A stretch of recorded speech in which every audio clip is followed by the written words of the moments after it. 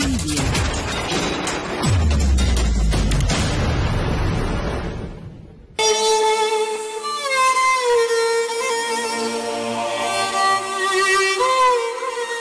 जब इलाज कराए वने कमाइण वारो हिकु आहे, गरीब मिसकिन कोई कोन्हे। खानपुर मारा वेझो ॻोठ चक सियाल में 30 साल पुरहित नौजवान अली अकबर मलिक गुज़िरियल 7 महीननि खां कैंसर जहिड़े मूज़ी मर्ज़ में मुब्तला वसवारनि खे मदद जी अपील।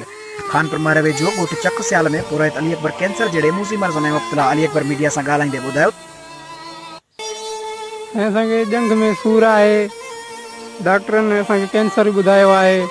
हिते काफ़ी इलाज करायो आहे, ॾैरकी में करायो आहे, लाड़काणे में करायो आहे, घोटकी में करायो आहे। हाणे असांखे डॉक्टर चवनि था त एक्सरा बि कराया आहिनि। डॉक्टर चवंदा त हाणे कराची अस्पताल में तव्हांजो इलाजु थींदो हुते। हुन कराची अस्पताल जे करे असां वटि ताक़त ई न आहे। हिकु त लॉकडाउन लॻा पिया आहिनि, रमज़ान जो महीनो हले थो पियो। हाणे साईं असांजी इन्हनि चूंडियल नुमाइंदनि खे या सरदार अली गौर ख़ान मार साहब, सरदार मोहम्मद बख्श ख़ान मार साहब खे अपील आहे असां ग़रीबनि जी मदद कनि या असांजो सुठो को इलाजु कराइनि। त मां ग़रीब मिसकिन आहियां, घर जो माल विकिणी करे पंहिंजो इलाज करायो आहे। हाणे मां वटि कुझु बि न बचियो आहे। असांजो इलाज कराइनि, मुंहिंजे पुट जो ग़रीब माण्हू मिसकिन असांजी मदद करनि।